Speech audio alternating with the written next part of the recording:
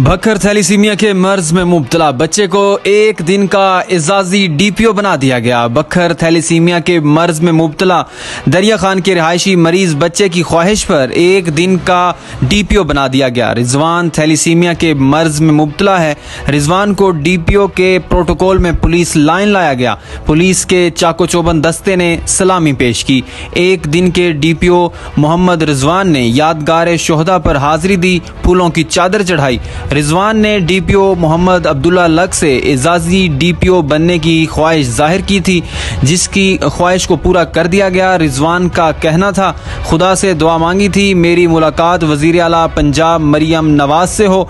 अल्लाह ताला ने दुआ कबूल की, मेरी मुलाकात हुई। मैं वजीर आला पंजाब मरियम नवाज, डीपीओ मोहम्मद अब्दुल्ला लक, साबिक डीपीओ मोहम्मद नवीद के लिए दुआगो हूँ। मुझे जो ब्लड अतिया करते हैं, कैंप लगाते हैं और उनका भी शुक्रिया अदा करता हूँ।